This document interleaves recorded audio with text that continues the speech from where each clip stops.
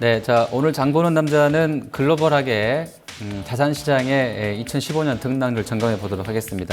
주식과 채권, 외환, 상품, 부동산 다 좀 점검해 드릴 텐데요. 자, 그림으로 하나씩 좀 보시면서 좀 판단해 보시면 좋겠습니다. 자, 먼저 주식입니다. 자, 미국의 S&P 차트 먼저 보시죠. 자, 1년치인데요. 올해 1월 달부터 지금 이제 12월 현재까지의 수익률 보고 계십니다. 거의 움직임이 없는 상황에서 한 0.5% 정도 밀려났다고 보시면 되겠고요. 나스닥은 한 6% 정도 상승이 나왔습니다. 하지만 연중 고점에서는 주요 지수들이 좀 밀려났다라고 보셔야 될 것 같고요. 자, 다음 보실 그림은 독일입니다. 독일 닥스인데요. 한 8% 올랐습니다. 근데 이제 역시 연중 고점보다는 조금 밀려난 상태다 보시면 되겠고요. 일본도 역시 마찬가지 흐름인데요. 한 9% 정도 올라는 있습니다만, 그 상반기의 고점보다는 좀 낮아진 상태에서 지금 연말을 맞아놓고 있습니다.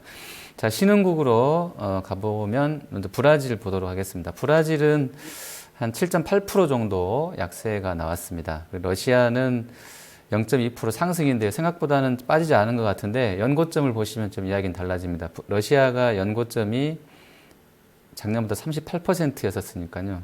예. 그렇죠. 예, 그 부분입니다. 38%니까 연고점보다는 상당히 많이 좀 후퇴해 있다라고 보실 수 있겠고요. 인도도 한 9% 정도 밀려나 있습니다. 역시 부진했었고요. 중국은 한 7% 상승인데 역시 연고점 봐서는 많이 빠져 있고요. 심천 증시는 56% 정도 올라 있습니다. 심천도 역시나 연고점보다는 밀려 있습니다만 그래도 연간으로 봐서는 거의 글로벌하게 1등이지 않을까 싶습니다. 자, 우리 한국으로 와보겠습니다. 코스피는 올해 한 1.7% 정도 올라 있습니다. 현재까지. 그리고 코스닥도 좀 힘들다고는 합니다만 코스닥은 엄청난 시세를 냈습니다. 21% 급등권이고요. 코스닥 소형주도 56% 올라 있습니다. 우연찮게 아까 중국 심천 증시하고 우리 코스닥하고는 코스닥 소형주하고요. 수익률이 좀 같습니다. 56%가량. 자, 둘 다 올라 있습니다. 자, 다음은 부동산 보도록 하겠습니다. 다 지금 1년치의 수익률들을 보게 될 텐데요. 자, 먼저 미국입니다. S&P 케이스 실러 주택가격지수를 보시면 1년 내내 정체입니다. 13년 고점에서 피크아웃이 14년 정도 나온 것 같고요. 그리고 이제 2015년 올해 들어서는 5%대에서 그냥 그만한 흐름 나와 있습니다. 주가를 보시면 다우존스 부동산 신탁을 보실 텐데요. 연간 3% 하락입니다. 그러니까 실제로는 미국 부동산은 정체였고 관련 주식들은 한 3% 빠졌다라고 보시면 되겠네요.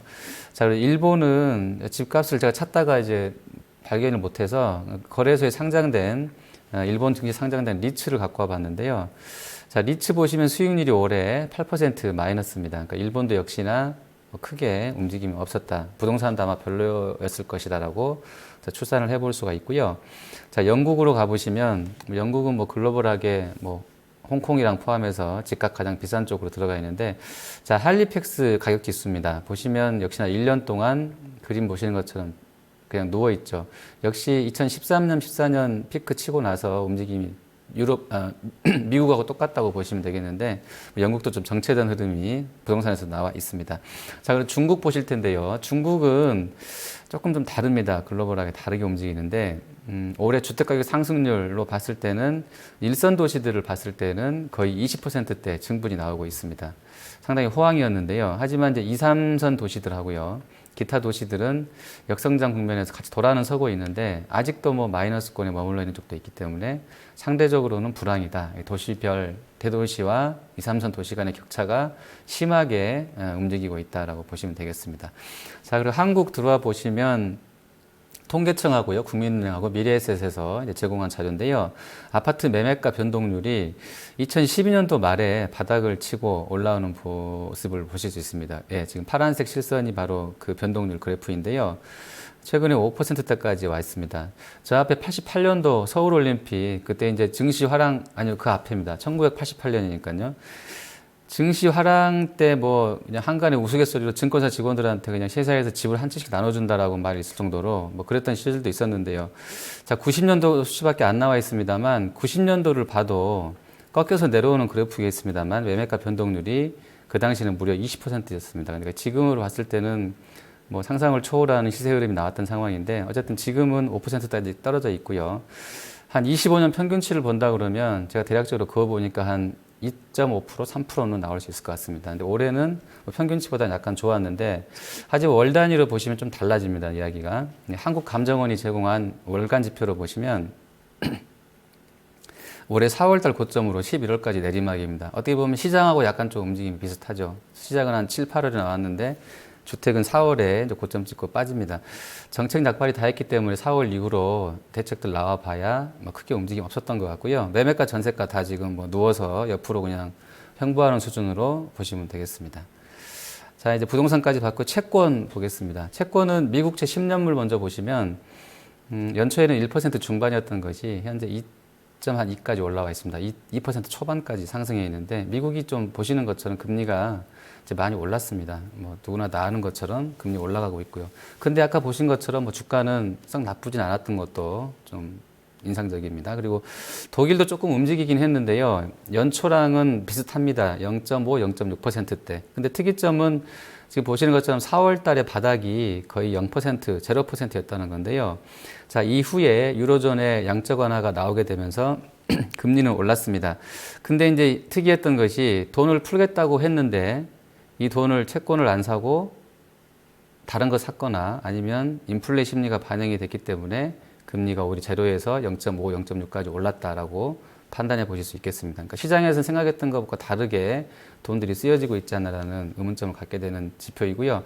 자, 일각에서는 이제 0%대로 금리가 다운될 것이라는 전망 나오고 있는 중국 보시면 중국은 지금 제가 금리 보고 있는 건 다 10년물 국채 수익률입니다. 중국은 2014년도에 4.6%대이던 것이 올해 초반에 3%에서 최근에는 3.03까지 밀려났습니다.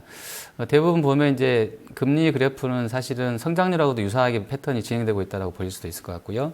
자, 마지막으로 보실 우리나라 한국 같은 경우도 연초에는 2.66 나왔었는데요. 거의 뭐 월간 그래프로 봐서 누워있는 것 같습니다만 현재 2.21까지 밀렸습니다. 채권이 2.66에서 2.21이니까 잘 실감이 안 나실 텐데 상당한 수익이 났다라고 보실 수도 있을 것 같아요. 어쨌든 좀 뭐 호황이었었고요.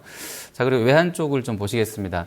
그냥 달러 인덱스만 보더라도 뭐 달러가 올해 많이 올랐다는 것이 확연합니다. 92선 정도 출발했던 달러 인덱스가 100 찍었다가 97선까지 좀 빠져는 있습니다만 연간으로 봐서는 한 5.4% 달러는 올라 있고요.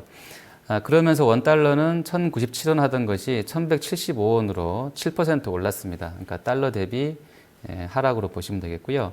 자, 유로 원 같은 경우는 1유로당 1328원 하던 것이 1293원으로 원 강세가 나오고 있습니다. 그리고 N원은 100엔당 918원, 연초 918원에서 966원으로 제 기억으로는 연중에 한 1000원도 뚫었던 기억이 나는데 현재는 966원까지 어쨌든 원이 N 대비로는 약세 보여주고 있고요.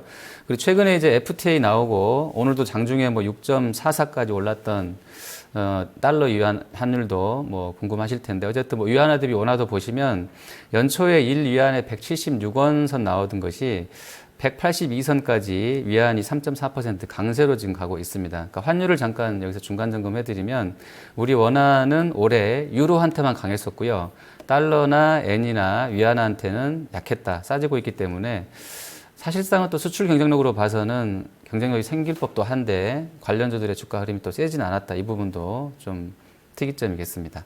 자, 이제 마지막 상품입니다. 상품은 먼저 유가 보시면 연초 대비 30% 급락 나와 있습니다. 53달러 수준에서 37까지 내려와 있고요. 자, 금 같은 경우도 연초에 좋다가 하락으로 돌아서면서 결국 한 10%가량 빠져 있습니다. 구리도 27% 폭락 나와 있고요. 철광석 단가 같은 경우도 보시는 것처럼 2011년도를 고점으로 해서 그냥 쭉 빠져 있는데 2011년도는 현대중공업이 피크아웃 했던 때이고 또 중국 모멘텀 다 사그라들기 시작했던 초입이다라고 보시면 되겠는데 철광석도 같이 빠져 있습니다. 그리고 전체로 보시면 뭐 상품 쪽은 하락, 또 달러 강세 이런 구도도 좀 점검이 되는데요.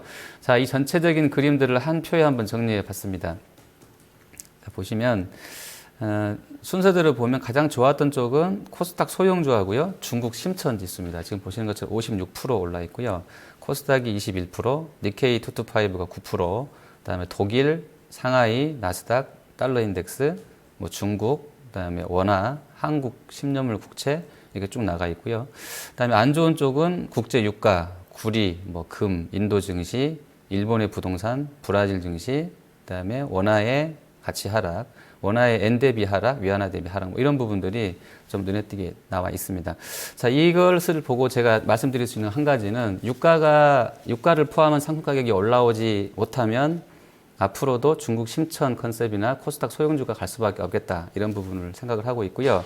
반대로 상품 단가가 회복이 된다 그러면 대형주가 움직일 수도 있겠다 이런 컨셉을 한번 잡아볼 수 있을 것 같습니다. 지금까지 장보는 남자였습니다.